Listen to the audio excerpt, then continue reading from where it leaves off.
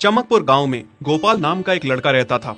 उसकी सौतेली माँ और बाप ने उसे घर से निकाल दिया था। उसकी सौतेली माँ ने सब कुछ अपने और अपने बच्चों के नाम पे कर रखा था और गोपाल को हिस्से के नाम पे 3 गायें दे रखी थीं। गोपाल पढ़ा लिखा तो बहुत था, पर नौकरी ना मिलने के कारण उसने सोच लिया था कि वो अब उन तीनों गायें की खूब देख रेख करके उनसे जो दूध मिलेगा उसे बेच के अपना कारोबार चलाएगा। अब मैं बिल्कुल अकेला हो गया हूँ। गौ माता, तुम तीनों के अलावा मेरा अब कोई भी नहीं है।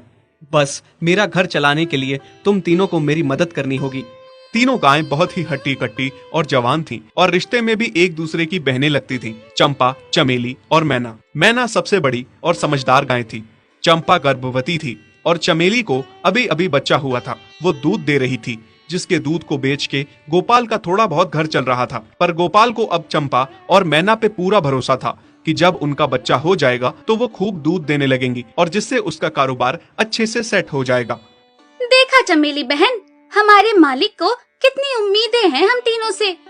हाँ चंपा, सुना मैंने, मालिक ने हमसे कितनी सारी उम्मीदें लगा रखी हैं।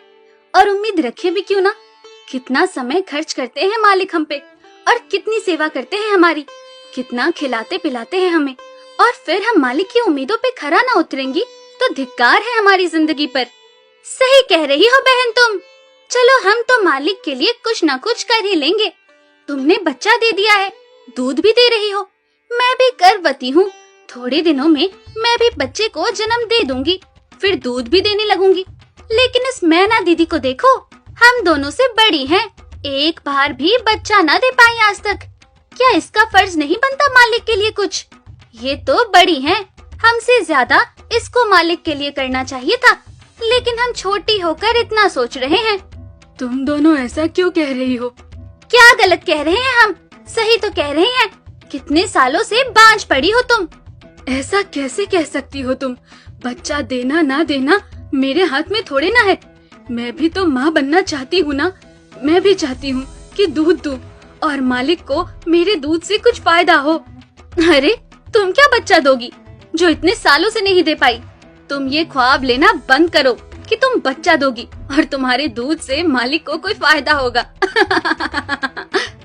दोनों छोटी बहनें बड़ी बहन मैना की बेबसी का मजाक उड़ाती हैं और उस पे हंसती हैं। इस बात से मैना बहुत दुखी होती है और रोती है कि उसी की बहनें उसको दिलासा देने की बजाय उसे ताने मार रही हैं, उसका मजाक उड़ा रही हैं। फिर एक दिन गोपाल का पड़ोसी उससे कहता है, अरे गोपाल, तुम्हारी 2 गायें तो ठीक है, एक गाय का क्या है?